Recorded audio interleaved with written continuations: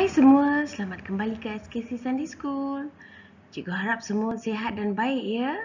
Okey, mari kita mulakan pengajaran untuk hari ini.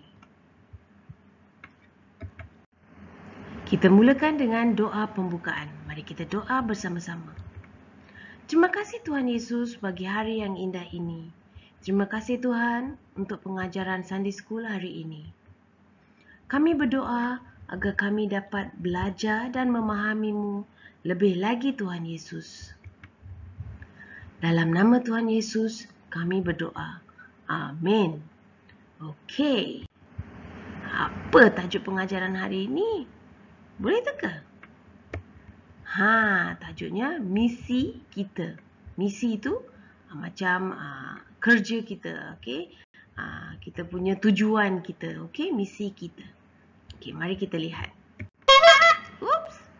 Okey, sebelum kita teruskan, okey, mari kita lihat sedikit tentang penuaian. Ingat tak?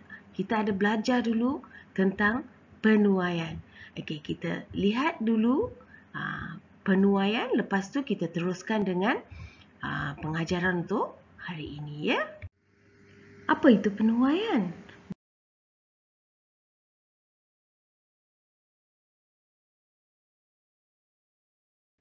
Okey, penuaian ada pelbagai definisi. Kita lihat beberapa definisi untuk penuaian. Penuaian ialah memetik buah yang masak.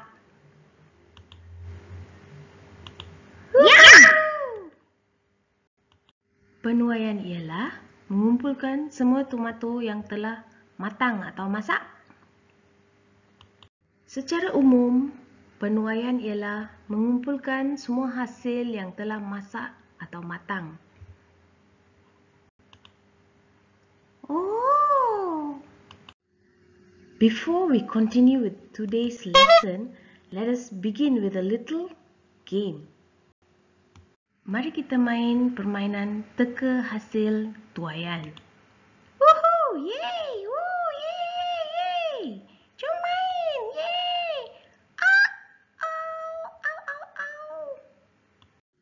Sedia? Mari kita teka hasil tuaian ini. Apa tu?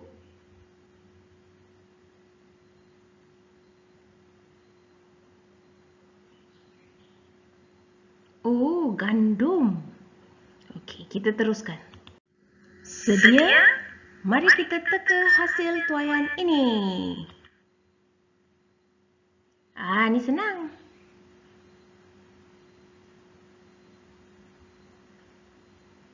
Ya, jagung. Mari kita teruskan. Sedia? Mari kita teka hasil tuaian ini.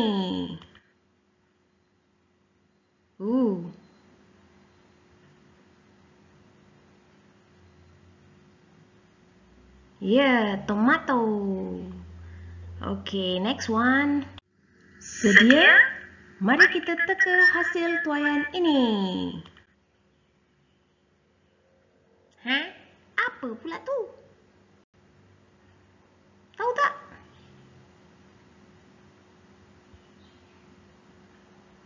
Oh, ubi kentang.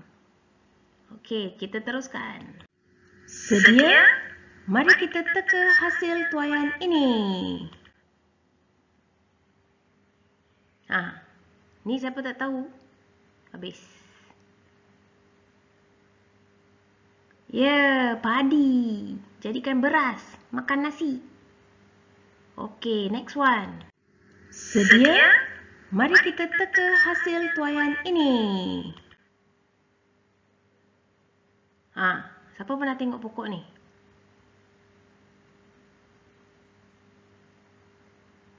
Buah oren. Sedia? Mari kita teka hasil tuaian ini. Ni aunty punya favourite ni. Apa ni? Ya, rambutan. Sedia? Mari kita teka hasil tuaian ini. Apa pula ni? Mana tengok tak?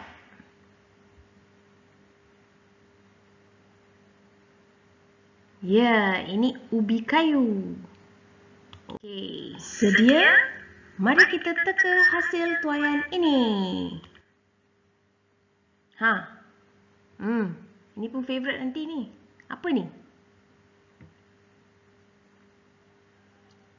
Ya, mangga. Habis game kita. Berapa yang betul? Okey, berapa yang kamu dapat betul? Wow, banyak tu.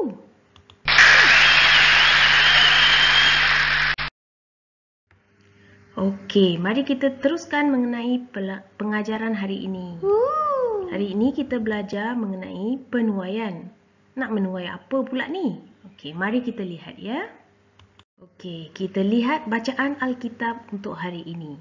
Diambil dari Matius 9 ayat 37 hingga 38. Mari kita baca bersama. Yesus berkata kepada pengikut-pengikutnya, "Tuaian sungguh banyak, tetapi penuai hanya sedikit. Berdoalah kepada pemilik tuaian itu supaya menghantar pekerja untuk mengumpulkan tuaian." Apa maksud Tuhan Yesus ni? Mari kita melihat lebih dekat lagi. Okey, pernah tak kamu fikirkan kalau tuaian pokok hasil tanaman tu tidak dituai, apa jadi kepada buah-buah ataupun gandum atau padi tersebut? Apa yang jadi kalau kita tidak menuai? Okey, mari kita lihat apa yang terjadi kepada hasil tuaian yang tidak dituai. Okey, cuba teka apa hasil tuaian ni ya. Apa ni? Kentang, ubi kentang yang telah basi. Kalau tak dituai ya. Okey, seterusnya. Apa ni? Buah apple tidak dituai, telah jatuh dan jadi rosak. Habis, rugi, membazir ya. Okey, seterusnya. Apa ni? Tomato basi. Okey, apa lagi? Kalau mangga tu dah masak, tak potong, tak petik, tak makan, habis, rugi, dah basi. Apa lagi? Jagung. Kalau tidak dituai, habis, rosak, dah jadi tua, tak boleh makan lagi. So, kalau kita tidak menuai hasil tuaian tu, hasil tanaman tu, rugi saja, terpaksa dibuang. Jadi kita dapat lihat ya, kalau hasil tuaian tu tidak dituai pada masa yang betul, habis, rugi, dibuang, tak boleh pakai lagi, rosak dan basi, membazir sahaja. Wah, orang ramai juga boleh dilihat sebagai hasil tuaian. Betul ke ni? So, kalau tak dituai apa jadi? Macam mana nak menuai orang? Mari kita lihat apa yang Aunty maksudkan. Okey, tadi Aunty kata orang ramai juga seperti tuaian. Okey, seperti benih yang tumbuh menjadi pokok dan pokok yang kemudiannya berbunga dan berbuah. Okey, orang ramai juga seperti tuaian. Mari kita lihat kenapa. Sebelum tu, pokok apa ni? Betul, pokok terung. Orang ramai juga seperti tuaian. Bayi membesar menjadi kanak-kanak. Kanak-kanak menjadi remaja. Remaja membesar menjadi dewasa. Lepas tu, apa jadi? Macam mana jadi tuaian? Mari kita lihat. Orang ramai juga seperti tuaian. Mereka membesar dari bayi hingga ke dewasa, tetapi jika mereka tidak mengenal dan menerima Yesus, mereka tidak akan mendapat kehidupan kekal. Mereka tidak akan dapat pergi ke syurga. Sedih tu. Juga seperti tuaian. Kerana Alkitab telah memberitahu dalam Yohanes 14 ayat 6. Mari kita baca bersama. Yesus menjawab, "Akulah jalan untuk mengenal Allah dan untuk mendapat hidup. Tidak seorang pun dapat datang kepada Bapa kecuali melalui aku." Jadi maksudnya hanya melalui Tuhan Yesus kita dapat kehidupan kekal. Jika seseorang itu tidak tahu mengenai Tuhan Yesus, membazir sahaja hidupnya. Okey, mari kita lihat lagi. Kita dapat lihat orang ramai juga seperti tuaian. Mereka membesar dari bayi kepada dewasa, tetapi jika mereka tidak mengenal dan menerima Yesus, mereka tidak akan mendapat kehidupan kekal. Mereka tidak dapat pergi ke syurga bersama dengan Yesus. Jadi pengajaran untuk hari ini, misi kita. Misi kita ialah menyediakan diri untuk menuai. Kita perlu memberikan khabar baik tentang Yesus kepada semua orang. Jadi cerita hari ini, Tuhan Yesus memberikan pengikut-pengikutnya cara untuk mengkhabarkan berita baik kepada orang. Kita lihat apakah yang Tuhan Yesus berkata kepada pengikutnya. Cerita hari ini diambil dari Lukas bab 10 ayat 1 hingga 9. Pasal 10 ayat 1 hingga 9. Mari kita lihat sama-sama ya. Kita lihat ya, Lukas bab 10 ayat 1. Mari kita baca bersama. Kemudian Yesus memilih 72 orang pengikut pula. Dia mengutus mereka berdua-dua dan pergi mendahului dia ke tiap-tiap kota dan tempat yang akan dikunjunginya. Yesus memilih dan menyediakan 72 orang dan mereka dihantar ke tempat-tempat yang tidak pernah mendengar mengenai Yesus untuk menyediakan orang-orang di sana untuk menerima Tuhan Yesus, menerima khabar baik tentang Tuhan Yesus. Jadi Tuhan menghantar orang-orangnya. Lukas ayat 10, pasal 10 ayat 2. Yesus berkata kepada mereka, "Tuaian sungguh banyak, tetapi yang menuai hanya sedikit. Berdoalah kepada pemilik tuaian supaya dia menghantar orang untuk menuai tuaiannya." Apa maksud Tuhan Yesus ni? Tuaian yang kita seperti yang kita telah lihat ialah orang-orang orang yang tidak lagi mengetahui tentang Yesus, yang telah bersedia tetapi tidak lagi tahu mengenai Yesus. Berdoalah kepada pemilik tuaian. Jadi sebelum mereka memulakan menuai itu, Tuhan Yesus berkata, berdoa dulu, sediakan diri dulu. Nampak tu? Tuhan Yesus kata mereka perlu pergi kepada orang-orang yang telah bersedia untuk menerimanya. Bukan kepada beg anggur tu. Nampak tak? Tuhan suruh mereka menyediakan diri dan berdoa dulu. Mulakan dengan doa. Dalam Lukas pasal 10 ayat 3, mari kita baca bersama. "Pergilah, aku mengutus kamu seperti domba ke tengah-tengah serigala." Apa maksud Tuhan Yesus ni? Apa pengikut dia jadi domba, orang lain jadi serigala? Takutnya. Mari kita lihat apa maksud Tuhan Yesus.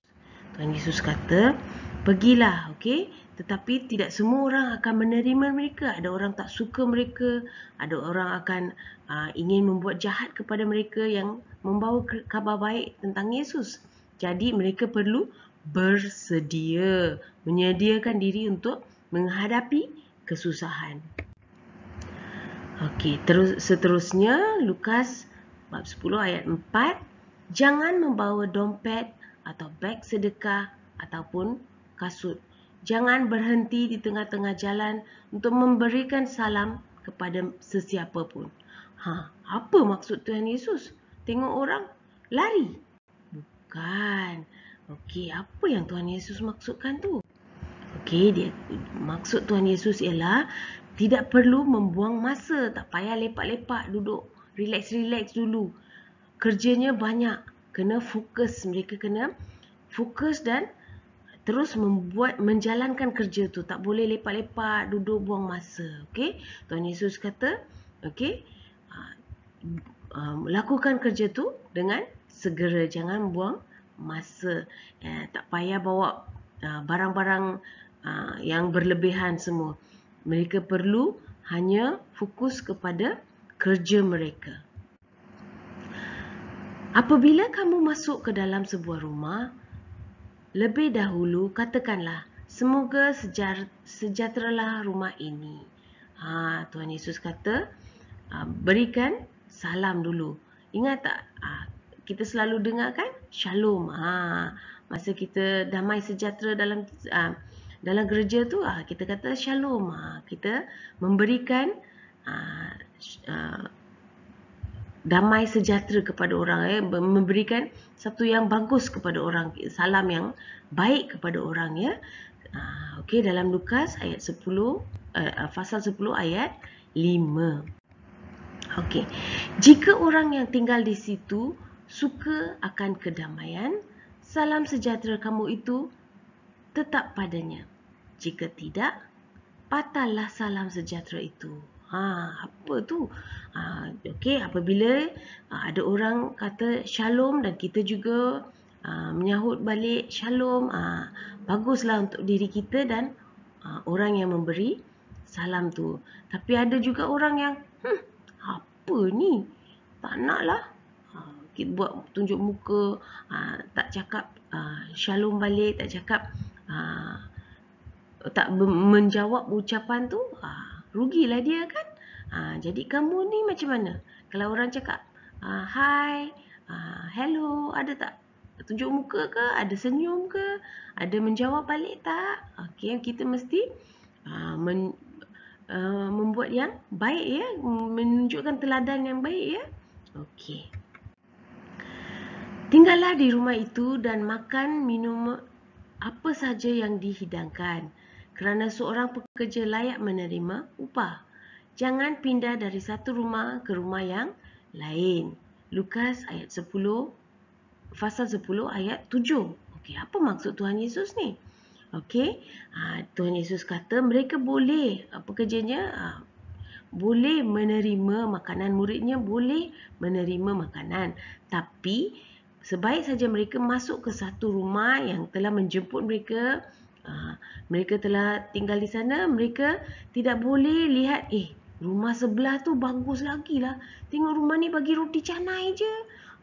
Tengok rumah ni, alah TV dia kecil betul. Tak best lah. Tengok rumah tu, wah best lah, ada bathtub, ada HD TV. Wah, makanan dia pun sedap, ada burger, ada french fries. Ui, bagus lagi sana, mari kita pindah sana. Yesus kata tak boleh buat macam itu. Mana yang mereka masuk ke satu bandar, ke satu kawasan, rumah yang menjemput mereka dan mereka telah masuk ke rumah itu, mereka duduk di sana sampai habis kerja mereka, baru mereka tinggalkan kawasan itu. Tak boleh pindah-pindah ke rumah yang, rumah tu lagi best, pindah sana. Tuhan Yesus berikan nasihat ini kepada pengikutnya. Okey, apabila kamu masuk ke dalam sebuah kota, lalu kamu disambut, makanlah apa yang dihidangkan. Tuhan Yesus dalam Lukas pasal 10 ayat 8. Apa maksud Tuhan Yesus ni? Okey, Tuhan Yesus berkata begini kerana menyuruh murid-muridnya, pengikutnya, okey, menerima sahaja apa yang diberi, menunjukkan teladan yang baik, menunjukkan rendah diri. Jadi orang yang di sana akan melihat, wah baik orang ni. Mereka akan menjemput mereka, mereka akan membuka hati mereka kerana melihat orang-orang pengikut Yesus ni berhati baik, menunjukkan teladan yang baik, tidak sombong dan tidak meminta sesuatu yang menyusahkan mereka. Okey, jadi mereka perlu menunjukkan teladan yang baik, ya. Dan akhir sekali, dalam Lukas pasal 10 ayat 9, Yesus berkata, "Sembuhkanlah orang sakit di kota itu, dan kepada penduduk di situ, katakanlah, tidak lama lagi Allah akan memerintah di tengah-tengah kamu." Tuhan Yesus berkata kepada mereka, memberikan mereka keupayaan untuk menyembuh orang. Yesus mengajar mereka berdoa untuk menyembuhkan orang. Jadi mereka perlu membuat baik supaya orang membuka hati mereka, dan apabila orang mendengar cakap mereka, melihat mereka ni berbuat baik kepada mereka, mereka perlu menghabarkan berita baik tentang Yesus kepada mereka. Mereka perlu menyediakan orang-orang itu hati mereka untuk menerima Yesus. Inilah kerja murid-murid Yesus, pengikut Yesus. Inilah ajaran Yesus kepada mereka. Jadi kita belajar bahawa lekas tuaian sudah sedia. Jika hasil tanaman tidak dituai, ia musnah, dibazir. Jika kita tidak berkongsi kabar baik tentang Yesus, orang tidak akan mengenalinya. Hidup mereka dibazirkan. Mereka tidak akan dapat kehidupan kekal, tidak akan dapat bersama Tuhan Yesus. Okey. Kita juga belajar bahawa kita perlu memainkan peranan kita. Apakah peranan kita sebagai pengikut Yesus? Sebagai pengikut Yesus atau murid Yesus, kita dipanggil untuk berkongsi kabar baik tentang Yesus kepada orang. Dia adalah, kabar baiknya ialah Dialah juru selamat kita. Hanya melalui Tuhan Yesus kita boleh mendapat kehidupan kekal. Jadi bagaimana kita nak memainkan peranan kita ni? Susahnya. Macam mana nak pergi cakap dengan orang tentang Yesus? Terus apa yang kita nak cakap? Kamu semua mungkin masih budak kecil lagi kan? Okey, apa yang kita perlu buat? Mari kita lihat. Okey, setiap sesuatu harus dimulakan dengan doa. Walau berapa kecil kamu pun, kamu masih boleh berdoa kan? Okey, jadi kita boleh memulakan peranan kita dengan mendoakan kawan atau ahli keluarga yang masih tidak lagi mengenali Yesus. Kita juga boleh mengajak ahli keluarga kita berdoa bersama untuk mereka yang tidak mengenali Yesus. Ajak mak, ajak ayah. Mari kita berdoa untuk uncle tu, tengok tu, dia tak kenal lagi Yesus mak. Mari kita berdoa untuk orang-orang itu. Okey, jadi kita mulakan dengan doa untuk memainkan peranan kita. Kita juga perlu menjadi teladan yang baik dalam segala perbuatan kita. Okey, kita menunjukkan teladan yang baik. Kita kita baik kepada orang lain. Okey, kita menolong orang. Okey, kita perlu menunjukkan teladan yang baik. Dan kita perlu membaca dan mengkaji Alkitab untuk belajar mengenai Yesus. Kita perlu menyediakan diri kita. Macam mana kita nak cakap kabar baik tentang Yesus kalau kita sendiri tidak tahu tentang Yesus, betul tak? Jadi kita perlu menyediakan diri kita. Barulah lepas kita dah belajar tentang Yesus, menunjukkan teladan yang baik, kita doakan orang, barulah kita boleh berkongsi mengenai Yesus kepada orang lain. So, kita perlu memainkan peranan kita, tetapi kerana kamu semua masih budak kecil lagi, banyak yang perlu dipelajari, banyak yang perlu disediakan dulu. Kita perlu menyediakan diri kita dulu sebelum kita pergi keluar sana untuk mengajar tentang Yesus. Jadi, kita mainkan peranan kita sekarang. Apa yang kita boleh buat, kita fokus juga kepada Yesus. Kita boleh juga buat sesuatu, kita doakan orang yang tidak mengenali Yesus, dan kita sediakan diri kita belajar tentang Yesus, menunjukkan teladan yang baik. Okey, itulah misi kita. Itulah peranan kita. Okey. So, pengajaran hari ini diambil dari Lukas pasal 10 ayat 1 hingga 9. Okey, ayat hafalan untuk minggu ini diambil dari 2 Timotius pasal 4 ayat ke-5. Mari kita baca bersama. Dalam keadaan apapun, engkau mesti tahu mengawal diri. Tabahlah dalam penderitaan, laksanakanlah tugas mengisytiharkan berita baik dan jalankanlah kewajipanmu sebagai hamba Allah dengan sebaik-baiknya. Apabila kita hafal ayat hafalan ni, kita akan faham bahawa kita mesti bersedia, mesti mengawal diri. Kita mesti tahu macam mana untuk menghadapi cabaran. Jadi macam mana kita buat tu? Mulakan dengan doa. Okey, kita berdoa dalam segala sesuatu. Okey, dan tabahlah menghadapi penderitaan. Kita perlu bersedia untuk menghadapi segala cabaran dalam mengabarkan berita baik tentang Yesus kepada orang lain. Dan tugas kita ialah kabarkan berita baik tentang Yesus kepada orang. Inilah tanggungjawab setiap dari kita. Okey? Sebagai murid Yesus, kerja kita ialah untuk memberikan berita baik tentang Yesus kepada orang lain. Tetapi sebelum itu, kita perlu bersedia menyediakan diri dengan berdoa, membaca Alkitab dan menyediakan diri kita, meningkatkan pengetahuan kita tentang Yesus sebelum kita pergi menjalankan kewajipan kita, tanggungjawab kita, iaitu kabarkan berita baik kepada mereka yang tidak tahu mengenai Yesus. Okey, inilah ayat hafalan untuk minggu ini.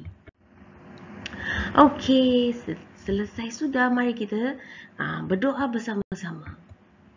Terima kasih Tuhan Yesus untuk pengajaran hari ini. Bantulah kami mengenali dan menyayangi-Mu lebih lagi Tuhan. Dalam nama Tuhan Yesus, kami berdoa. Amin. Hey, sekian saja untuk hari ini. Bye-bye. Jumpa lagi.